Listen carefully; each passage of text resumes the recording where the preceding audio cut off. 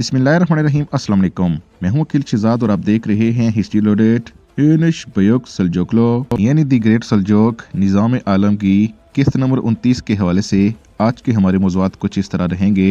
मलिक दिकश और तौरान शाह ने कैसे शलीमज़ार हासिल किया? क्या संजार का साथी अयाज शहीद हो जाएगा? निज़ाम उल मुल्क और हसन सब्बा में से किसकी मौत हो सकती है? ज़ुबैदा खातून और तारकान खातून की लफ्जी जंग का इख्तिताम किसकी मौत से होगा?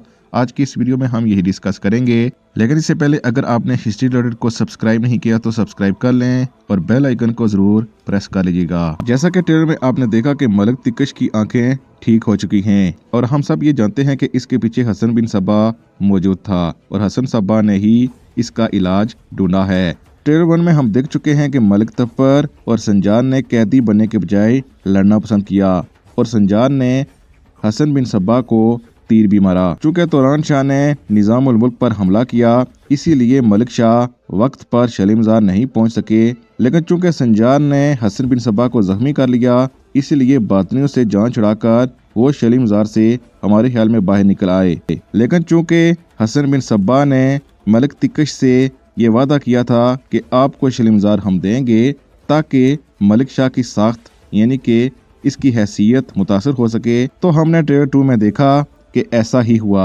शलीमज़ार दिकश के हाथों में है, लेकिन चूंकि मलिक शाह और तौरान शाह ने शलीमज़ार को धोखे से हासिल किया है इसीलिए मलिक शाह सब कुछ समझ जाएगा और हमारे ख्याल में जब ये साबित हो जाएगा कि मलिक दिकश और तौरान शाह ने हसन सब्बा की मदद से ही शलीमज़ार हासिल किया, तब इन दोनों की शामत आएगी और दोनों की मलिक शाह के हाथों मौत होगी।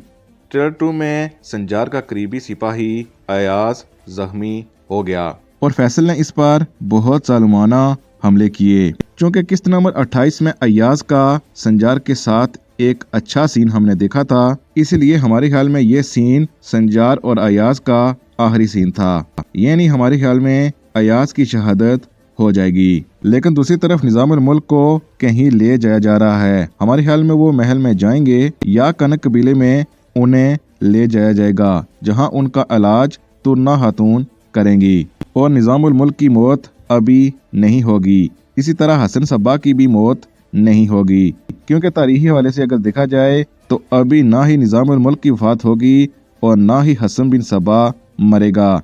लेकिन दूसरी तरफ ज़ुबैदा खातून और तरकान खातून में लफ्जी जंग जारी है। हमारे ख्याल में तरकान खातून ज़ुबैदा के खिलाफ ऐसी साजिश रचाएगी जिससे आने वाली इकसात में ज़ुबैदा खातून की मौत हो सकती है। अगर आने वाली इकसात में ज़ुबैदा खातून की मौत नहीं भी होती तो जब भी ज़ुबैदा खातून की मौत होगी वो तरकान खातून की साजिश ही मरेंगी। अगर वीडियो पसंद आई है तो वीडियो को लाइक जरूर कर सकते हैं। यूनुश बयूक सल्जोकलो के लिए हमारा चैनल हिस्ट्री लोडेड जरूर सब्सक्राइब करें। हम मिलते हैं नेक्स्ट वीडियो में, तब तक के लिए अल्लाह हाफिज।